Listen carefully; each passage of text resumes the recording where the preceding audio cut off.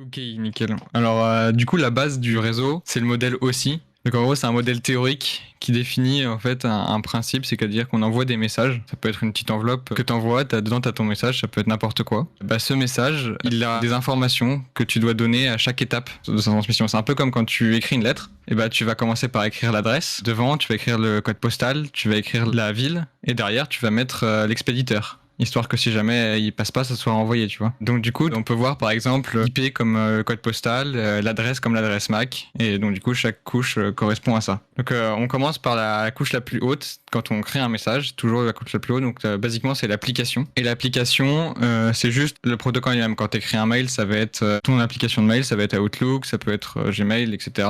Quand ça va être si tu joues à Minecraft par exemple, ça va être un paquet de positions par exemple si jamais tu te déplaces. Ou alors quand tu déposes un fichier sur Moodle à 3h du matin parce que tu n'as oublié de rendre ta fiche de lecture, bah ça va être un fichier. Ça peut être tout ça. Donc ça c'est l'application. Ensuite il y a la présentation et la session. Donc tout ça ça correspond à l'application en fait dans la réalité, parce que dans la réalité, dans ce qu'on utilise tous les jours, c'est le modèle TCP/IP. Donc, que ce soit votre ordinateur pour se connecter à ce cours ou que ce soit pour autre chose, il va contracter ces 3 couches du modèle théorique en une seule couche. Donc, par exemple, la session, là, ça va être l'appel Discord. La présentation, ça va être la façon dont le logiciel va lire le flux vidéo ou le flux audio pour vous le donner. Ensuite, il y a le transport. Ça, c'est une des couches les plus importantes. Le transport, on a vu 2 protocoles importants en cours, le TCP et l'UDP. Je vais noter là. Et d'ailleurs, le TCP qui a été inventé en premier donne son nom au modèle TCP/IP qu'on utilise. Et en gros, ça correspond à les moyens de connexion. C'est-à-dire que ça définit comment la machine qui envoie et la machine qui reçoit finale, donc le point de départ et le point d'arrivée, en anglais on dit end-to-end, correspondent. C'est-à-dire comment elles échangent des informations entre elles. Donc là, on parle pas du réseau avec le routeur entre le switch et on parle juste des 2 machines qui sont au début et à l'arrivée du message. Ça, c'est la couche de transport. Ensuite, il y a la couche de réseau. Donc là, c'est la couche qu'on dit logique. Du coup, c'est le protocole IP qu'on utilise. Donc c'est les adresses IP publiques, privées, tout ça, les routeurs. Donc c'est la couche 3. C'est une des couches les plus importantes dès que vous allez naviguer sur Internet. C'est celle qui permet d'échanger toutes vos informations et qui permet de savoir qu'elles sont arrivées au bon endroit et qu'elles reviennent au bon endroit. Sans adresse IP, il n'y aurait pas d'Internet, tout simplement. Enfin, il y a les 2 couches de liaison. Les couches de liaison, c'est les moyens d'échange physique. C'est ce qui vérifie que, par exemple, d'une node à l'autre, ce soit bien la bonne machine qui a reçu le message. Donc, quand on parle, par exemple, d'un PC qui est connecté à votre box chez vous, et ben, c'est ces 2 couches qui vont assurer que la trame ou la frame en anglais, qui est le nom du paquet qu'on donne dans ces 2 couches, soit bien arrivée de manière intégrale et non altérée de votre PC à votre routeur. C'est-à-dire que quand vous parlez par exemple dans la réunion pour Discord, chaque fois que vous envoyez un paquet, votre ordinateur va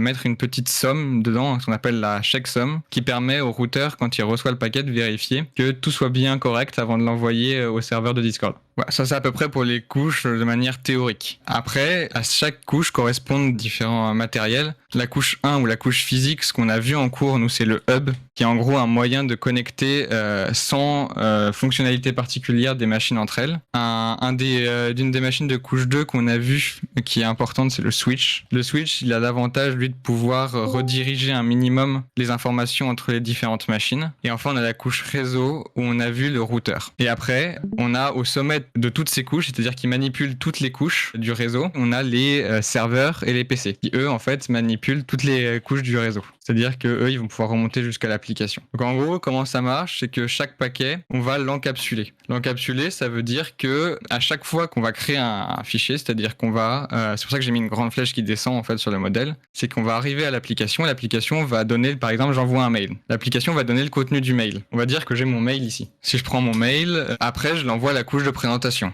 La couche de présentation, elle doit ajouter des informations. Elle doit dire à l'autre machine qui va le recevoir et donc du coup qui va relire le paquet dans l'autre sens. Elle va lui donner des informations sur comment lire l'information. Donc elle va ajouter ce qu'on appelle un header, donc une tête, qui lui contient les informations propres à cette couche. Ensuite, il y a la session qui va ajouter encore une fois un header et ainsi de suite. Chaque couche ajoute un header jusqu'à la couche physique. Ce qui fait que quand on remonte, par exemple, la couche physique, elle va lire la première partie de ce paquet et elle va l'enlever. Elle va dire ça, ok, ça venait de là, ça va là, donc du coup, je peux l'envoyer au suivant. Parce qu'elle va vérifier que tout est correct dans sa partie à elle. Et si tout est correct, elle envoie le paquet à la couche suivante. La couche suivante vérifie son en-tête.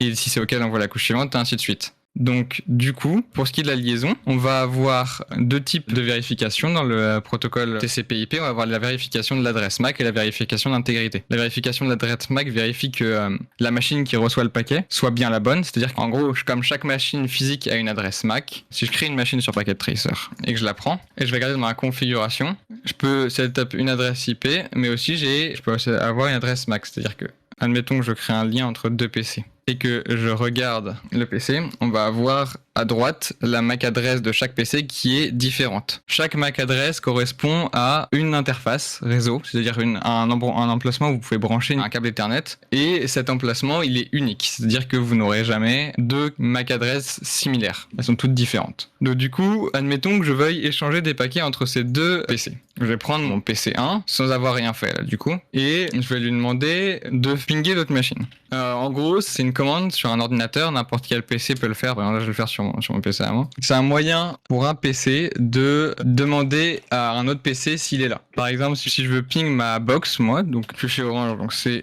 .1.1. Je vais envoyer un paquet à ma box et je vais lui demander réponds-moi si t'es là. Et là, elle me répond.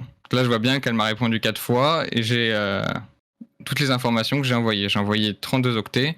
Et elle m'a répondu 4 fois, j'ai aucune perte de paquet. Donc là, je me rends compte d'un premier problème, c'est que j'ai pas configuré les adresses IP de mes machines. C'est-à-dire que là, je ping, mais je me dis, je ping quoi? Je mets PC0, et là, PC0, ça va pas marcher. Donc du coup, il faut que je configure des adresses IP. Donc on en vient à comment marchent les adresses IP. Les adresses IP, il faut les voir comme deux choses. C'est-à-dire que si on prend un PC IP, il va avoir une adresse. L'adresse, c'est 32 bits en binaire. Si t'as 32 bits, c'est 4 octets. Tu as 4 octets, donc du coup avec ces 4 octets, tu vas pouvoir les faire varier. Et donc du coup, tu as deux facteurs importants à prendre en compte dans les adresses IP. Tu as ton adresse IP et ce qu'on appelle le masque IP. Parce qu'en fait, tu vas faire varier, admettons que je prenne par exemple, je vais prendre une série courte pour aller vite, ça reprendra pas 32 bits, mais je vais le faire en binaire quand même. C'est que là, dans cette partie-là, je dois choisir deux choses. Je dois choisir une partie qui sera toujours à gauche qui sera toujours fixe. C'est-à-dire que je dois choisir une partie de mon adresse, quelle que soit la machine sur laquelle je vais l'attribuer, elle ne changera pas. C'est ce qu'on appelle l'adresse du réseau. Tant que l'adresse du réseau est la même entre deux machines, et normalement, avec le protocole IP, elles peuvent communiquer entre elles. Donc du coup, là, on va dire que je prends 16 bits et je dis que c'est mon adresse du réseau. Donc là, je vais mettre une marque pour le séparer. Donc du coup, là, on a deux parties dans cette adresse IP. Ici, on a l'adresse réseau, l'adresse du réseau ou sous-réseau, ça dépend si on met plusieurs réseaux dans notre réseau. Et à droite, on a ce qu'on appelle l'idée de machine. Et l'idée de machine, c'est quand vous êtes chez vous, généralement, vous allez avoir ce qu'on appelle un /24. Donc du coup, ça veut dire qu'on réserve 24 bits de cette adresse pour votre réseau. Généralement, ça va être 192.168.1.0. Donc ça, c'est l'adresse du réseau. Ça correspond à 24 bits puisqu'on a 3 des 4 octets qui sont pris pour donner l'adresse du réseau. C'est pour ça qu'on la représente comme ça avec 4 chiffres qui vont de 0 à 255 puisqu'on a 4 octets. Donc là, une fois qu'on a ça, et donc dans cette partie, on a jusque là, ça c'est l'adresse du réseau et les dernières rangées de chiffres, c'est l'idée de machine. Donc ça veut dire que je dois enlever deux parties dans mon idée, c'est-à-dire que je peux pas avoir 256 possibilités. Normalement, vous êtes d'accord avec moi, si j'ai 24 sur les 32 bits, ça me fait 2 puissance 8, et avec 2 puissance 8, je suis censé normalement avoir 256 possibilités, vous me suivez jusque-là. Le problème, c'est que de la manière dont marche le protocole IP,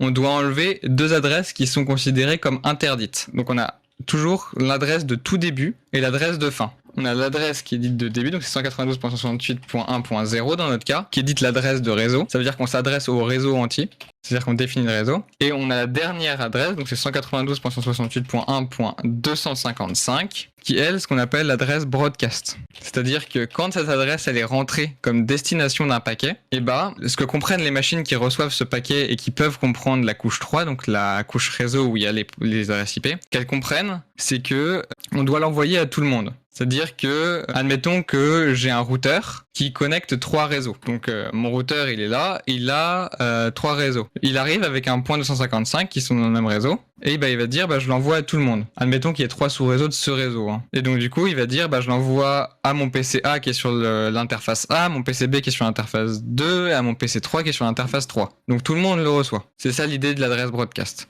Mais du coup, ça veut dire que, en fonction du masque, on a toujours 32 moins le masque. Donc le masque, ça va être votre masque de sous-réseau, et 32 moins le masque. Et après, pour obtenir le nombre d'appareils que vous pouvez connecter à ce réseau, vous allez faire 2 fois ce résultat. Du coup, c'est ce qu'on appelle l'ID machine, c'est l'ID machine. Et vous faites 2 puissance cette ID, et vous allez avoir moins 2 du coup, puisqu'on en a les deux. Vous allez avoir votre nombre d'appareils que vous pouvez mettre sur le réseau.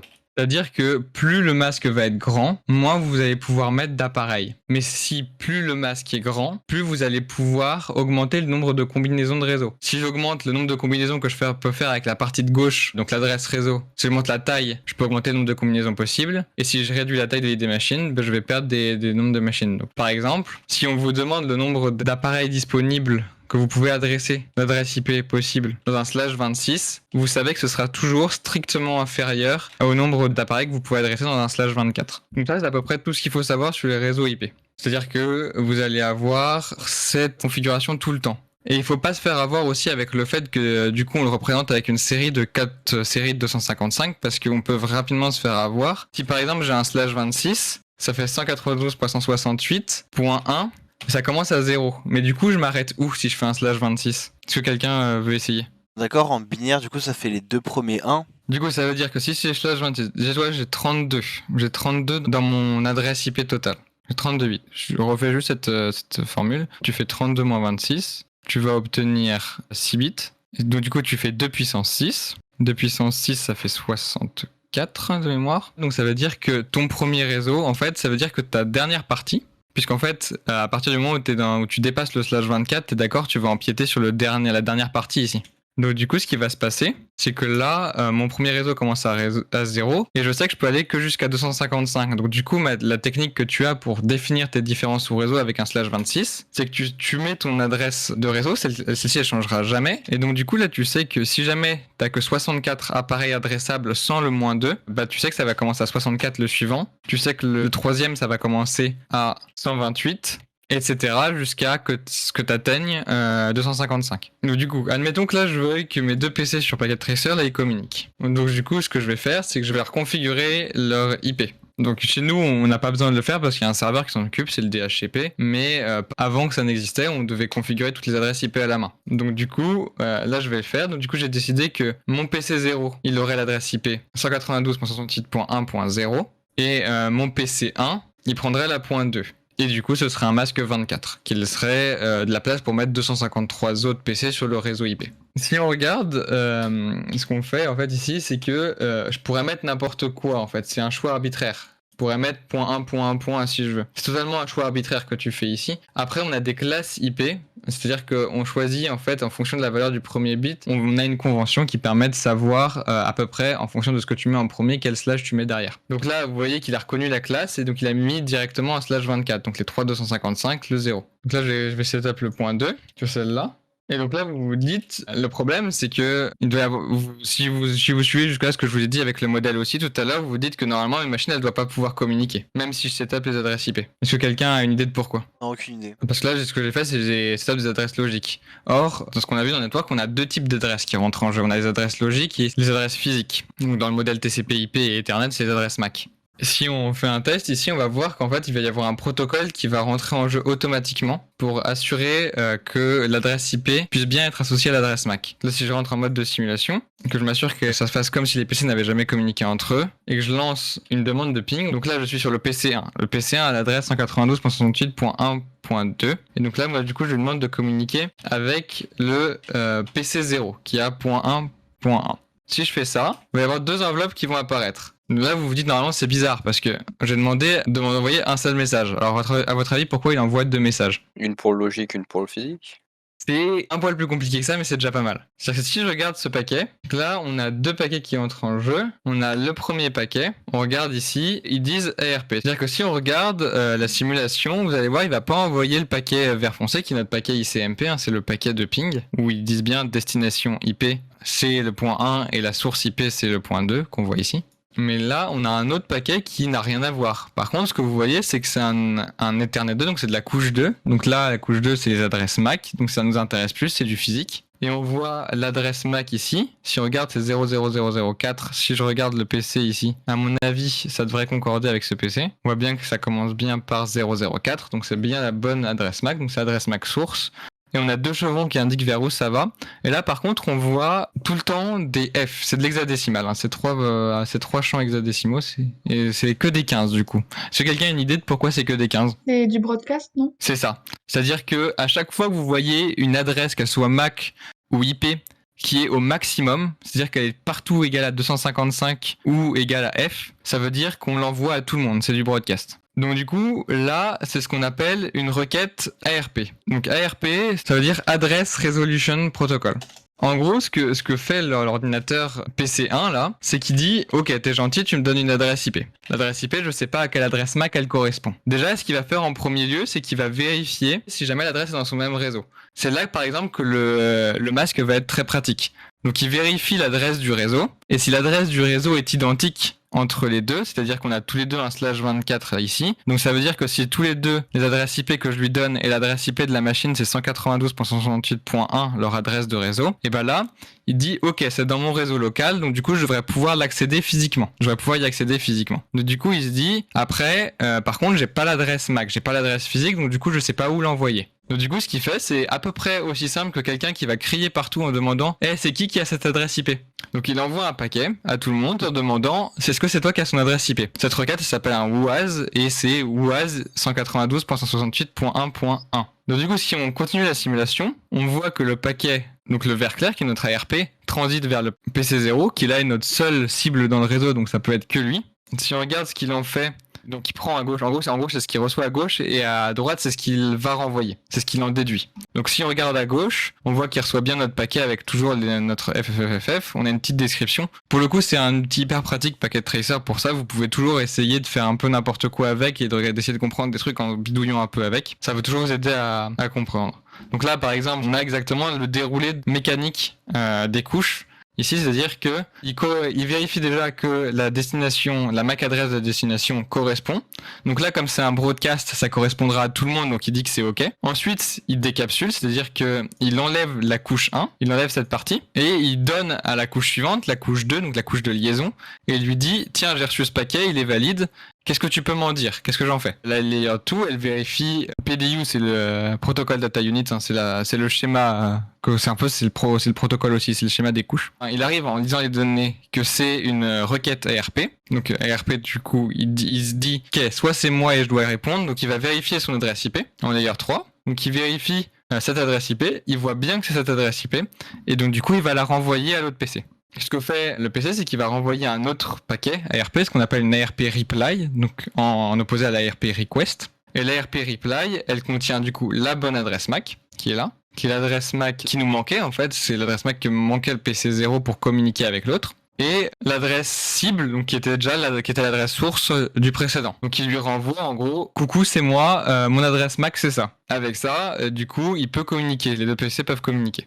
C'est à peu près tout. Donc du coup, ce qui va se passer, c'est qu'il va renvoyer, et à partir de ce moment-là, la couche 3, donc la couche IP, peut associer à la couche 2 le MAC, et donc du coup, on peut commencer la requête de ping.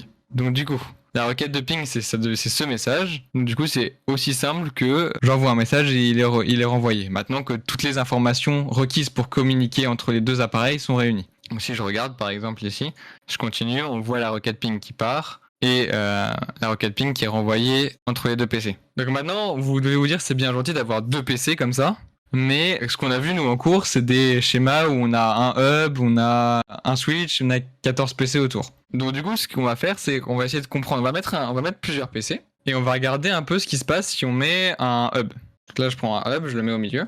Donc le hub, j'ai pas besoin de le configurer, c'est un protocole de layer 1, c'est juste une armoire où on met des câbles et en principe, tout ce qui est connecté peut communiquer entre eux. Du coup, là, je vais ajouter un autre PC là. Faut pas que j'oublie de configurer à chaque fois les interfaces parce qu'elles se configurent pas automatiquement. Donc là, on va dire que le PC2 c'est du point 3. Le PC3, du coup, puisque ça commence à 0, c'est du point 4. De manière générale, pour vous aider quand vous faites des schémas sur Packet Tracer, il faut utiliser le petit onglet notes ici pour placer une note et noter en règle générale, situationnellement autour de votre schéma, les réseaux. Comme ça, vous savez tout le temps, si jamais vous ajoutez une nouvelle machine pour faire des tests, quelle adresse IP lui est attribuée en fonction de là où elle est connectée. Donc là, par exemple, ce que je fais, c'est que je dis que ici tout est en 192.1 en 0 et c'est du /24.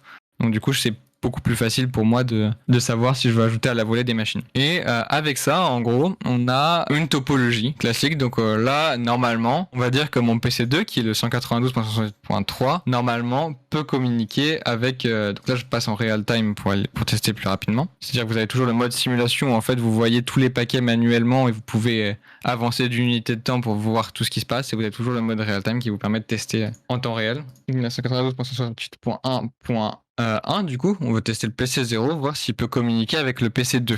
Et là, on a bien une réponse du PC2, donc ça veut dire que les machines peuvent communiquer entre elles. Si on regarde maintenant d'un peu plus près comment ça se passe d'un point de vue simulation, on va regarder un peu ce qui se passe. Donc là, du coup, je relance ma requête. Du coup, là, cette fois-ci, on peut visualiser un peu mieux. J'envoie, donc jusque-là, c'est normal, ça l'envoie au hub. À votre avis, qu'est-ce qui va se passer ici ? Ouais, tout le monde. Ça l'envoie à tout le monde, nickel. Pourquoi ça l'envoie à tout le monde ? Parce que c'est un hub. Et pourquoi le hub ne peut que l'envoyer à tout le monde du coup ? Parce qu'il est de couche, je sais plus quoi. Il est de couche 1, donc ça veut dire que si on regarde un peu comment le paquet est interprété ici, eh ben il va pas l'interpréter, c'est-à-dire que il va l'envoyer à tout le monde parce que il sait pas ce que ça veut dire lui une adresse MAC, il comprend pas en fait. Il peut pas l'interpréter puisqu'il a pas le matériel pour, donc il dit je l'envoie à tout le monde. Comme ça tout le monde là et tout le monde est content. Donc, ce qui va se passer ici, c'est que du coup, il y a que notre ami qui répond là-haut, ce qui est logique, et les autres, ils le drop parce qu'ils ont vérifié que l'adresse MAC correspondait pas, donc du coup, ils disent ça me concerne pas, donc ils l'éliminent. Donc la croix, ça veut dire un drop sur Packet Tracer, par exemple. Et ainsi de suite. Et si on regarde le retour, ça l'envoyait à tout le monde. Si on regarde, ça revenait au hub, ça le renvoyait encore une fois à tout le monde. Est-ce que vous voyez un problème avec cette infrastructure ici ? Est-ce que vous voyez déjà qu'il y a un problème ici ? C'est pas très pratique. C'est-à-dire ? Je sais pas si c'est une question de perte de temps ou... Je vais te montrer autrement. C'est-à-dire qu'on va faire une simulation un peu plus complexe. C'est-à-dire qu'au lieu de lancer depuis une machine, je vais prendre la simulation et je vais dire à plusieurs machines rapidement de communiquer entre elles. Et là, il va se passer, normalement, on va avoir un problème. En plus, on va avoir des paquets RP qui vont se mêler au tas parce que certaines adresses ne connaissent pas les autres adresses du réseau. Donc, à votre avis, qu'est-ce qui va se passer ? Parce que là, je vais envoyer en même temps 3 paquets au web. À votre avis, qu'est-ce qui va se passer ici ? Il y aura des collisions. Qu'est-ce qui se passe en cas de collision pour une machine ? Ça va créer de la latence, je pense.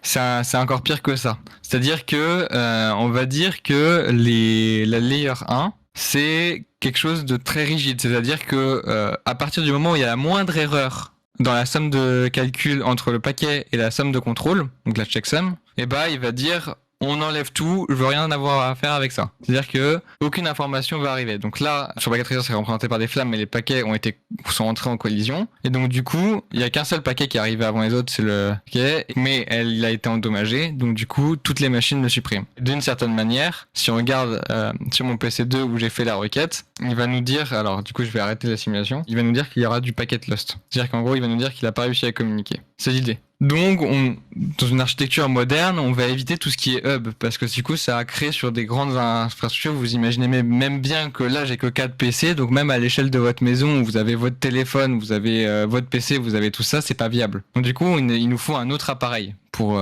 consolider notre réseau et gérer les paquets de manière un peu plus intelligente. Est-ce que vous avez une idée de ce que je pourrais faire ? Utiliser un Enlever switch. le hub et mettre le switch. C'est ça, c'est l'idée. Quelle est la différence entre un switch et un hub ? Switch, ça regarde aussi l'IP. Non.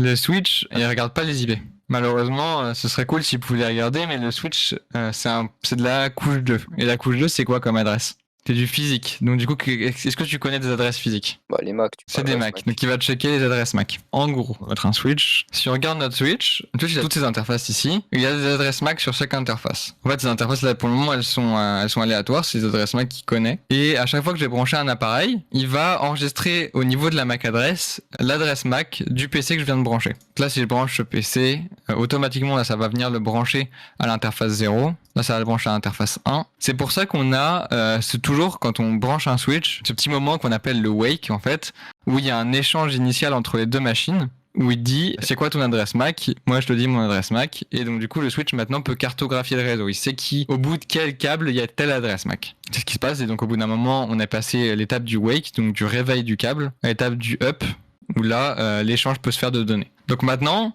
ce qui se passe, c'est comme notre switch connaît les adresses MAC des différents appareils du réseau, et bah si j'envoie un message d'un appareil à un autre, normalement ce qui devrait se passer, c'est que à l'exception de si je demande spécifiquement un broadcast, ce qui va se passer, c'est que il va envoyer ma requête uniquement au PC que je veux interroger. Du coup, si j'interroge le PC 0, on a notre paquet qui part, donc il a déjà fait son ARP, j'avais déjà demandé lors de la précédente simulation l'adresse MAC de votre PC, donc il a besoin d'envoyer que le ping, qu'il l'envoie.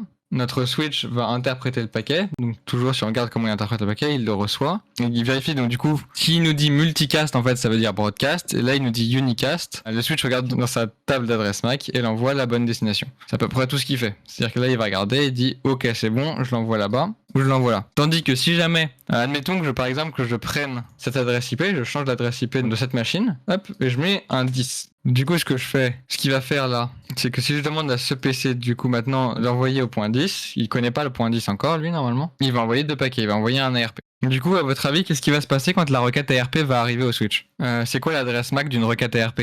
C'est les 3 là, c'est que des F, donc c'est tout le temps le maximum. Et comme j'avais dit tout à l'heure, c'était à chaque fois que vous voyez une adresse où c'est tout le temps le maximum possible en termes de chiffres ou de valeurs, et bah ça veut dire que c'est un broadcast. Du coup là il regarde, match racing port, the broadcast address or a multicast address. Donc là ce qu'il voit, il dit qu'il doit l'envoyer à tout le monde. Donc là si on regarde, il vérifie là, et là ça revient ici du coup. Si on regarde en termes de couche 1, couche de liaison, on regarde qu'il l'envoie bien à 3 ports Ethernet, donc les 3 autres PC du réseau, jusqu'à ce qu'un PC réponde. Donc là, on a bien les 3 PC. On a dit que c'était cette adresse IP qu'on voulait vérifier, donc ça match ici, mais les autres la suppriment. Il envoie sa réponse, et comme la réponse elle est dédiée qu'à cette machine-là en termes d'adresse physique, et c'est lui qui la reçoit. Du coup, là après, le ping se lance ensuite. C'est comme ça qu'un switch fonctionne pour contrôler le débit entre les différentes machines, parce que en plus de pouvoir lire les adresses MAC, un switch a aussi un peu de mémoire qui lui permet de garder quelques paquets en mémoire, histoire d'éviter qu'il y ait plusieurs paquets qui transitent sur le même câble, ce qui résulterait à des collisions. Donc du coup, le switch, c'est vraiment le strict minimum sur un réseau, et dans notre réseau de maison, c'est notre box qui s'occupe de faire le switch pour empêcher qu'on ait des collisions de paquets, ce qui rendrait du coup impossible l'utilisation du réseau. Donc ça c'est le strict minimum pour que des machines en elles-mêmes puissent communiquer. Maintenant, là c'est bien, j'ai mon réseau en 192.168.1.0, mais j'aimerais bien le connecter avec un autre réseau. Disons que je prenne ce réseau là, et je me dis en mettre un là. Et je vais dire que ce réseau, je vais être le point 2. Donc du coup c'est plus le même réseau. Il faut que je change toutes les adresses IP dans mes machines. Mais comment je ferais selon vous, pour faire communiquer mes 2 réseaux? On utilise un routeur.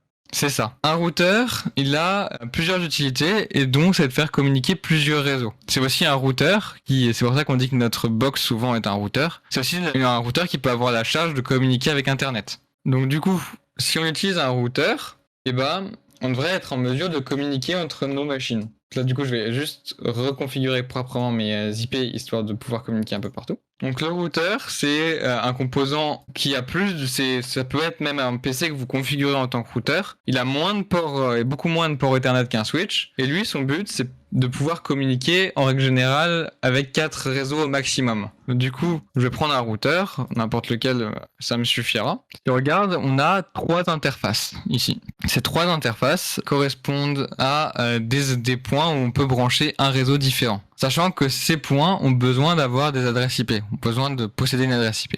Donc là, moi, dans l'idée, je vais brancher cette interface à mon premier réseau, histoire de compléter mon infrastructure. Du coup, j'ai libéré le point 1, ça tombe bien tout à l'heure en changeant mon IP, donc je peux l'adresser à ce réseau. C'est bien un /24. Donc là, normalement, mon IP est configuré correctement. J'oublie pas de la mettre en wake pour qu'elle se connecte dès que je lance la branche, et je la branche à mon réseau.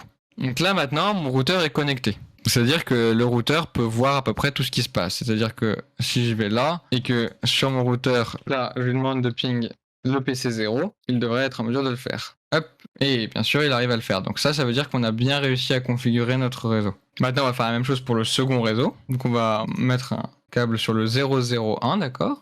Donc c'est là, et je le branche, on va dire, je le branche ici. Là, il est down parce que j'ai toujours pas configuré sur mon routeur cette interface. Donc du coup, je prends cette interface et je vais lui donner une adresse IP. Donc là, c'est important que cette adresse IP, elle soit dans le second réseau pour pouvoir communiquer avec les appareils du second réseau. Et on va mettre le point aussi parce qu'il est libre. Maintenant, c'est bien, mon switch, normalement, devrait être en mesure de communiquer avec le PC01. Donc là, si je fais ping, du coup, l'adresse IP du PC01, excusez-moi, c'est .2.10, puisqu'on a changé tous les préfixes en .2 et c'était la .1.10. Si je ping, normalement, je devrais être en mesure de communiquer. Et je ne vais pas être en mesure parce que si on regarde, il y a une très bonne raison sur mon diagramme, le lien n'est pas up parce que j'ai oublié de démarrer mon interface. Et là, du coup, il peut... donc là, il me dit bien sûr qu'il a échoué à communiquer. Et si je relance la requête, normalement, il devrait être en mesure de communiquer cette fois. Est-ce que jusque-là, vous comprenez ce que je fais avec le routeur ou vous voulez que je réexplique plus en détail ce que je fais? Je veux que tu expliques avec les...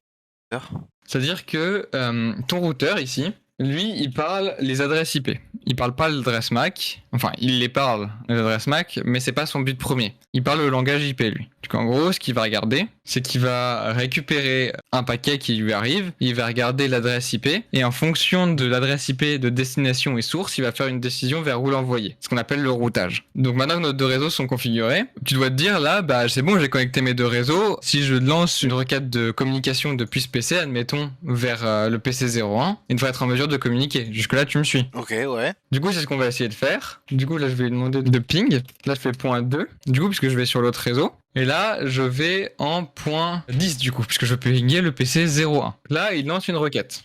Si on regarde ce que fait la requête, on a un paquet qui part et on a un ICP message. Ok, d'accord, jusque-là on est bon. Et on voit, bah, il l'a éliminé directement. Pour quelle raison il l'a éliminé? Il nous dit quelque chose. The default gateway is not set. En gros, il nous dit que, déjà, en gros, ce qu'il comprend, lui, c'est qu'il voit que lui, il est en .1, il a un masque 24, donc normalement, toutes les adresses IP qui sont dans son réseau, elles doivent avoir un préfixe réseau 192.168.1. Jusque-là, vous me suivez. Ok, ouais. Or, je viens de lui demander de contacter une adresse qui est en .2. Ah, donc c'est pas dans son critère, enfin dans son... Donc du coup, il se dit, ok, je dois l'envoyer quelque part. Est-ce que dans ma configuration système, est-ce que moi j'ai un outil qui me permet de contacter le réseau d'à côté? Et bah, dans l'absolu, oui, il peut en avoir, ce qu'on appelle la gateway, c'est-à-dire que dès qu'il sait pas où l'envoyer, il l'envoie au routeur. Qui est, en fait, gateway, c'est un synonyme de routeur. Et avec cette configuration, s'il connaît l'IP de son routeur, il va pouvoir envoyer le paquet au routeur et après il dit, bon, j'ai donné le paquet, maintenant t'en fais ce que tu veux, mais tu t'assures que ça arrive au bon port. Le PC va se décharger, la tâche de routage au routeur. Donc du coup, pour ça, on va avoir besoin d'aller dans la configuration générale du système. Et si on regarde bien, il nous dit dans le paquet que la default gateway is not set, et on trouve bien dans la configuration de notre machine une gateway à configurer. Donc là, on avait dit que cette interface c'était le 192.168.1.1 jusque-là. Donc du coup, si je définis cette gateway, et normalement, maintenant si je relance ma simulation, donc je vais la relancer depuis ma machine, tac. Là on regarde, et là tu te rends compte, déjà il y a deux paquets qui partent. On a une ARP, donc du coup, il va essayer de trouver une adresse. Ça veut dire qu'il essaie d'identifier une adresse MAC par rapport à une adresse IP. Et on a notre ping. Donc notre ping, si on regarde bien, il a bien la bonne destination. Il y a la bonne source, déjà. C'est bien le .2 ici. Et il y a une destination, c'est le 192.168.1.1. Or, on a dit que c'était quoi le 192.168.1.1? C'est celui de l'autre. Non, c'est le .2.10. L'autre. La .1.1, c'est l'interface du routeur qui est connecté à ce réseau. En gros, dis-toi qu'à gauche du routeur, tu as 192.168.1.1 et à droite du routeur, tu as 192.168.1.2. Donc ça veut dire que tu as deux moyens de contacter le routeur en fonction du réseau dans lequel tu es. Si tu es dans le réseau de gauche, tu vas tenter de contacter le .1 parce qu'il est dans ton réseau. Si tu es dans le réseau qui est à droite, tu vas tenter de contacter... J'ai fait une faute dans cette note. Bon, c'est la .1... Ici, c'est la .2 ici. Donc du coup, tu vas contacter cette interface-là si tu es à droite, donc cette interface-là. Tu vas contacter cette interface-là si tu es dans ce réseau. Donc un PC ici va tenter de contacter le 192.168.1, ce qui correspond avec notre requête de ping. Ok, d'accord, ok, compris. Donc du coup, là, l'ARP, il va chercher le routeur. Notre ARP, il va aller à tout le monde dans ce réseau-là. Et il va chercher au routeur. Donc tu vois, le routeur, il va renvoyer la réponse et dire, lui, c'est moi. Après, notre requête de ping, elle part. Du coup, il l'envoie au routeur. Et maintenant, c'est à la charge du routeur de savoir ce qu'il doit en faire. Le routeur, il le renvoie.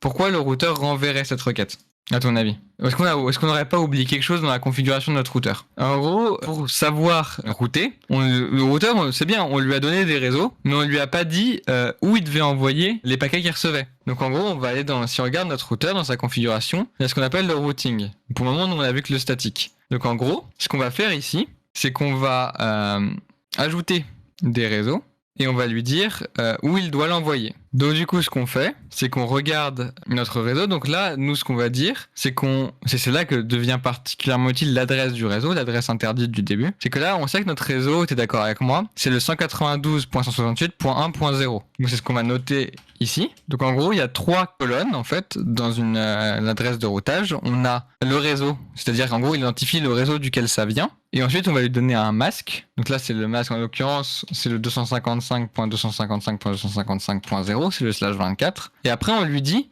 où tu dois l'envoyer. Et nous, on dit, bah, tout ce que on n'a que 2 nodes connectés à notre routeur, t'es d'accord? Ouais. Donc du coup, on va lui dire tout ce qui vient du réseau 1, tu vas l'envoyer sur le réseau 2. D'accord. Et donc là, on va mettre 192.168.2.0. Donc là, on va add. Et donc maintenant, le chemin qu'il fait, c'est tout ce qui vient du 1, il l'envoie au 2. Et après, c'est au 2 de se débrouiller pour savoir où l'envoyer. C'est-à-dire c'est le switch qui va trouver la MAC et qui va l'envoyer. Donc du coup, là, ton routage, il est fait. C'est-à-dire que là, il manque un truc pour notre routage. C'est-à-dire qu'on a dit que tout ce qui venait de gauche doit aller à droite. T'es d'accord avec moi? Mais est-ce qu'on faut aussi que tout ce qui est à droite puisse communiquer avec ce qui est à gauche? On est d'accord? Donc du coup, il faut que j'ajoute une deuxième règle qui est tout ce qui vient du point 2 va vers le point 1. Est-ce que jusque-là, on est bon? Ouais. Donc là, on a 2 règles de routage. Donc maintenant, si on relance notre simulation et qu'on redemande un ping, du coup, c'est le point 2.10 qu'on veut ping, hein. On est d'accord. Donc on veut que cette machine aille pinguer cette machine. Voilà. Donc si on regarde le paquet qui part, on regarde la source. Donc en layer 3, on regarde la source IP. Donc c'est bien à la point 1.2. Et si on regarde bien notre destination IP, c'est la point 2.10. Donc c'est bien ce PC là. Ensuite, en layer 2, c'est pas possible, en soi vous êtes d'accord avec moi, c'est pas possible qu'ils connaissent l'adresse MAC de ce PC-là, puisqu'il peut pas communiquer avec lui. Donc il y a quelque chose de bizarre dans cette adresse MAC. Et ben en fait, c'est pas tellement bizarre si on regarde l'adresse MAC, en fait, elle va correspondre avec l'adresse MAC de cette interface, l'interface qui est connectée au routeur. Donc en gros, ça veut dire qu'il va envoyer ce paquet au routeur. Si on regarde, c'est ce qui se passe. On envoie au switch, le switch l'envoie au routeur, et après c'est le routeur qui se charge en fonction de notre règle de routage. Donc en analysant la source IP, il sait que ça vient du réseau à gauche, donc du coup il va l'envoyer sur ce réseau-là. Donc du coup il l'envoie, et il l'envoie au PC0. Le PC0 l'élimine, parce que, pour la simple raison que, il a beau l'avoir reçu, on n'a jamais configuré la gateway de ce PC. C'est donc tout à fait normal. Donc il peut pas le renvoyer parce qu'il sait pas comment le renvoyer. Est-ce que ça fait sens jusque-là? Vous avez besoin que je redétaille plus comment ça marche? Moi, j'ai tout capté. Du coup, là, je mets l'adresse de la gateway. Donc, on avait vu l'adresse de la gateway, c'est le point 2.1. Nickel. Donc, du coup, maintenant, on va être en mesure de reset cette simulation, de relancer un test de ping. Et si on regarde, normalement, maintenant, il devrait être en mesure d'échanger.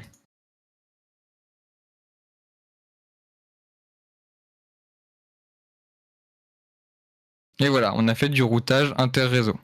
Là, c'est à peu près où on s'est arrêté sur la fin du... je pense que c'était 3 et c'est la fin du TP2, ça. Maintenant, ce qu'on va voir, c'est comment on analyse un paquet. Si on regarde dans nos TP, ils nous ont de temps en temps donné un paquet, et ils nous ont donné un paquet sous format hexadécimal, c'est-à-dire un paquet comme, par exemple, ça, c'est un paquet, tu vois, ce paquet-là.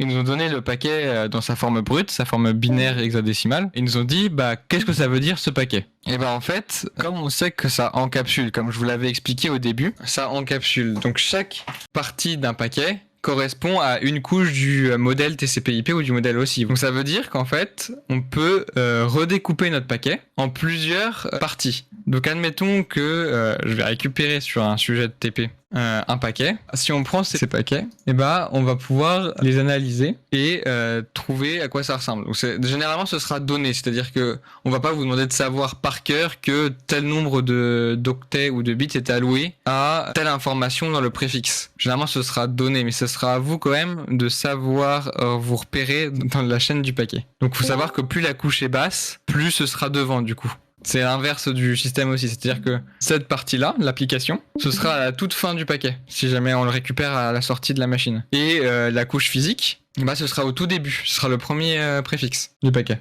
Là, si je prends notre TP4, on a ce paquet. Est-ce que vous avez un truc déjà qui vous choque par rapport à ce qu'on a dit à propos des adresses de broadcast sur la première frame qu'on a? La trame 1, il y a 6 255 d'affilée. Du Ouais. coup, la MAC de destination, c'est un broadcast. C'est ça, c'est exactement ça. Donc du coup, là, t'as un broadcast. Si jamais les 6 premiers, à ton avis, c'est l'adresse de destination, à ton avis, c'est quoi les 6 suivants? Source.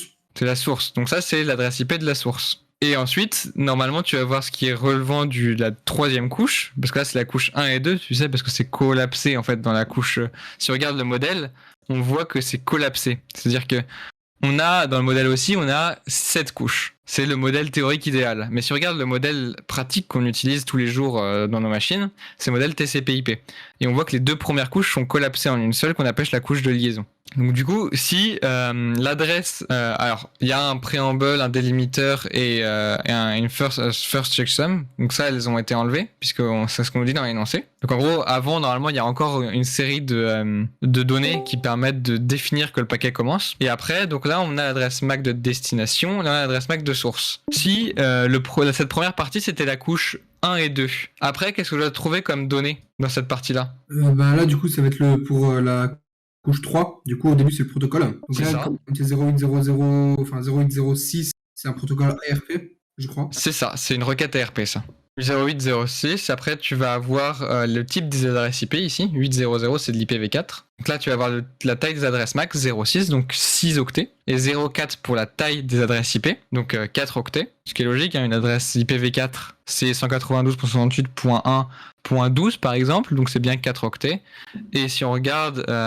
c'est 12 nombres hexadécimaux, une adresse MAC, ça correspond bien à 6 octets. Donc là, ça c'est notre frame, et après tu as d'autres informations dedans. Donc si jamais vous voulez vous corriger, il y a un moyen très simple en fait, c'est que ça, comme c'est que du code hexadécimal, vous pouvez aller sur n'importe quel site internet, vous cherchez par exemple un hex-packet décodeur. Et un paquet décodeur va vous permettre de visualiser bien cette segmentation. C'est l'idéal pour vous corriger, mais dans l'absolu, c'est de le faire vous-même, c'est quand même le plus intéressant. C'est-à-dire que là, si on regarde, on voit ici que c'est bien, comme ce qu'avait dit Esteban au début, c'est bien un broadcast ici, donc c'est bien nos adresses de destination, c'est bien notre adresse source, et si on regarde bien, ça correspond bien au protocole Ethernet 2.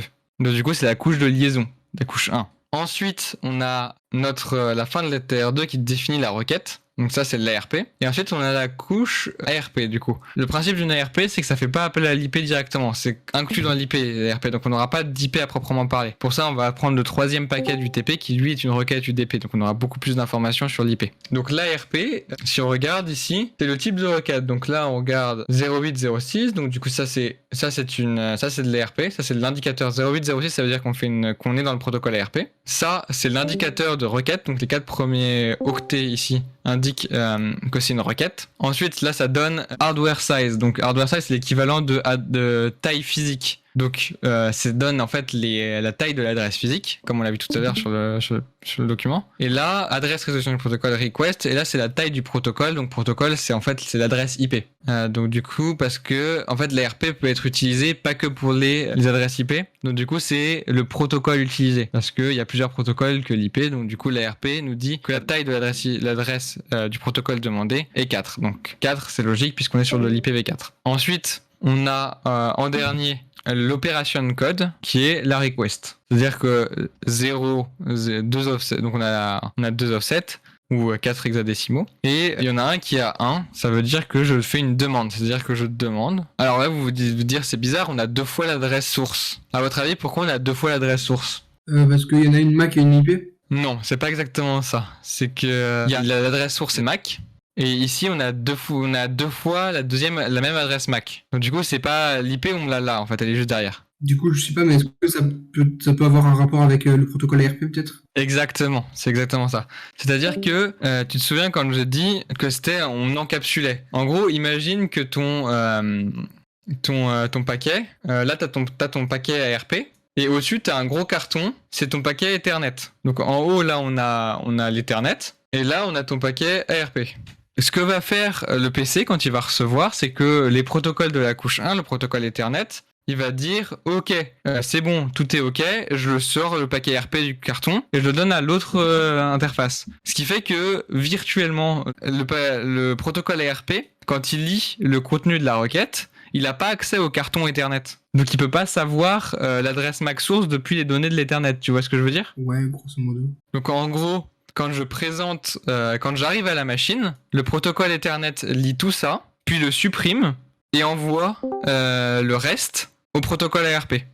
Donc comme tout ça c'est supprimé dans ce que voit le protocole ARP, et lui il est obligé d'avoir un moyen pour lire l'adresse MAC source. C'est pour ça qu'on l'a deux fois. On l'a une fois pour que le protocole Ethernet puisse le lire, on l'a une seconde fois pour que le protocole ARP puisse l'avoir. Mais du coup, c'est genre de la désencapsulation, il n'y a rien à voir, du coup.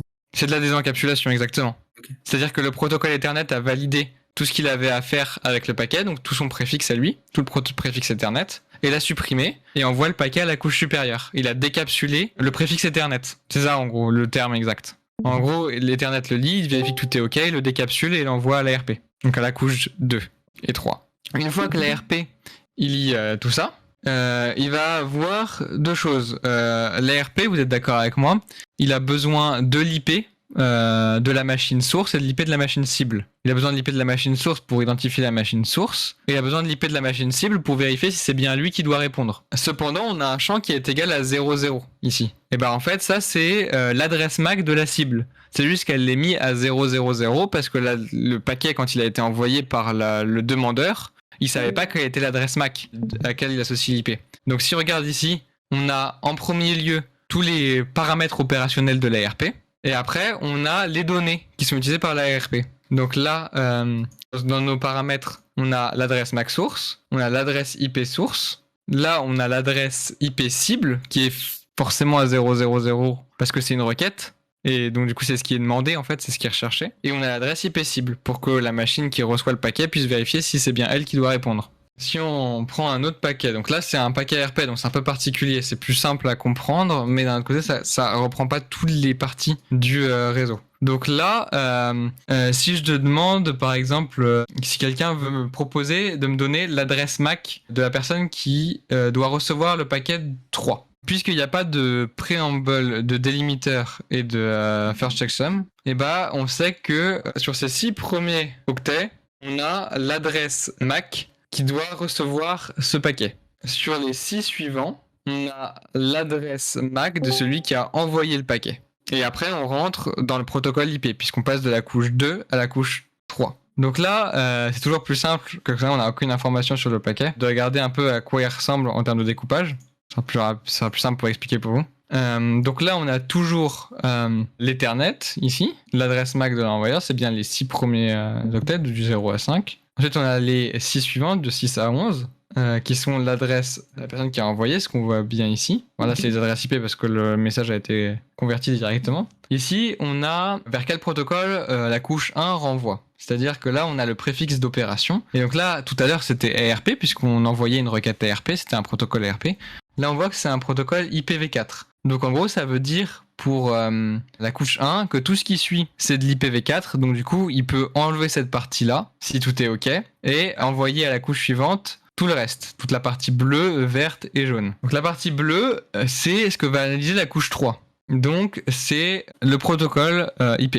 Donc là, le premier offset, c'est l'indicateur de version. Vous savez que actuellement, dans le monde, il y a 2 types d'IP. Il y a les IPv4, qui sont le modèle le plus ancien, et c'est le modèle d'origine de l'IP, qui à l'origine était tout simplement tous appelés IP. Et il y a l'IPv6. La raison est assez simple, c'est qu'on s'est rendu compte qu'avec le nombre d'appareils qui grandissait, qu'on aurait besoin de plus que 4 octets pour donner des adresses à tout le monde sur Internet. Donc du coup, là, c'est de l'IPv4. Tant mieux, c'est plus simple à analyser. Donc là, du coup, ce qui suit, c'est le différenciateur de version. Tout ça, donc toute cette partie-là, ça parle de la version du protocole. Ensuite, on va avoir l'identificateur. Donc ça, c'est tout ce qui va être les vérifications. Donc là, on a le nombre de données réservées, tout ce qui sert en fait au protocole IP à dire c'est comme ça que tu dois vérifier mon paquet. Comme ça, tu sais qu'il est bon, il est valide. Tout ça, dans l'absolu, c'est pas le plus intéressant, c'est pas ce qu'on vous demandera en fait.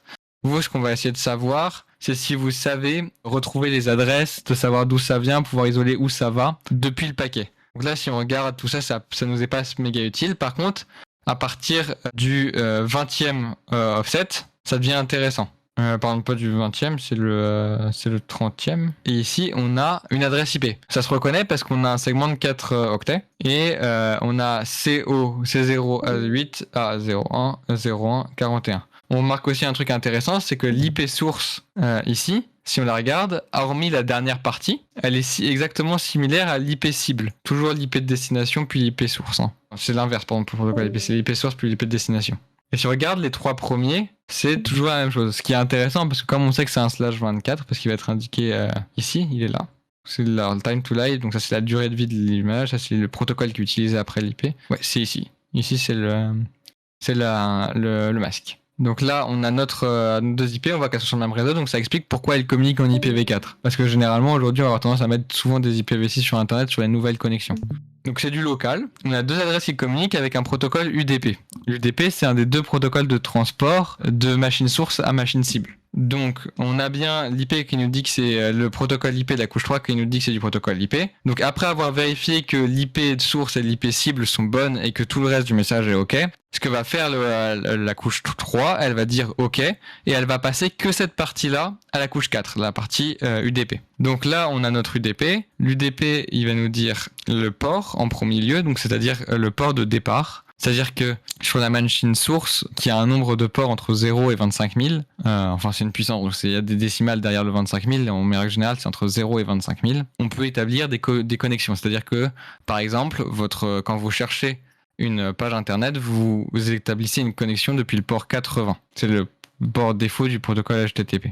Donc là, ça nous dit le port de la machine par lequel il part. Ensuite, ça va nous dire le port de destination. Donc là, on a le 9090. Ça veut dire que c'est parti du 192.68.1.65 2.9990. C'est la source du message. Et la destination, c'est le 192.168.1.177 2.9991. Si vous avez déjà joué par exemple à Minecraft sur un serveur, vous avez tenté d'héberger une LAN, vous devez être assez familier avec le concept de port en fait. C'est l'idée que sur une seule machine, on peut établir des connexions à plusieurs endroits. C'est-à-dire que on va réserver le 80 pour l'HTTP, mais on va mettre le 265 pour le SMTP pour les mails. Donc du coup, chaque protocole a un port qui lui est préférentiel. Ça, on s'en fiche. Après, tu peux le changer toi-même dans les configurations de tes protocoles, mais il a un port préférentiel.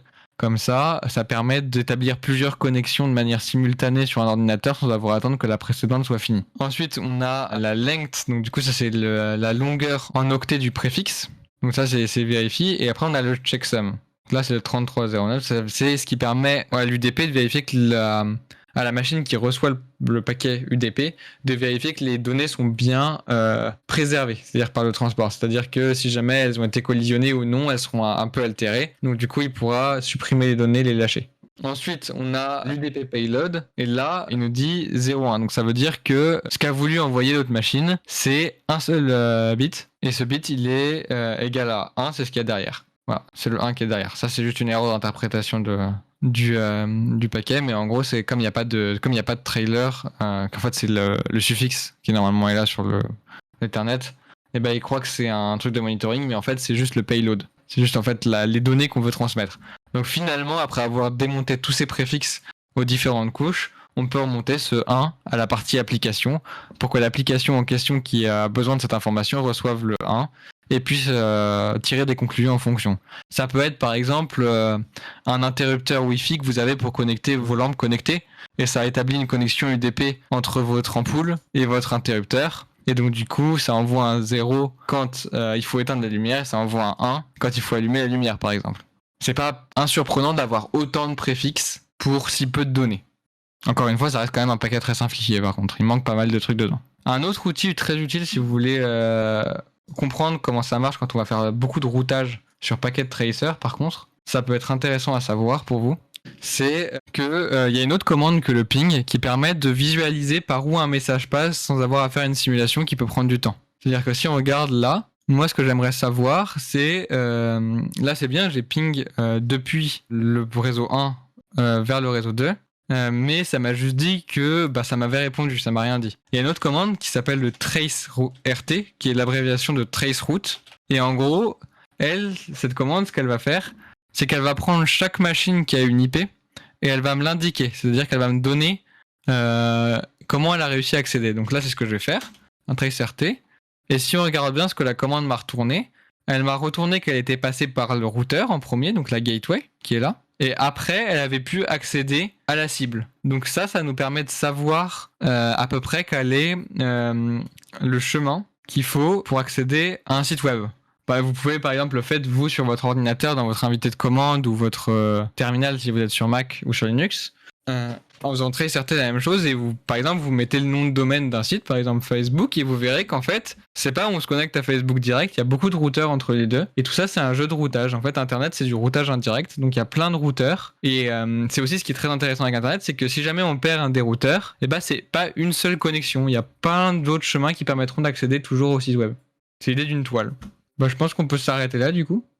Merci d'être resté et d'avoir écouté.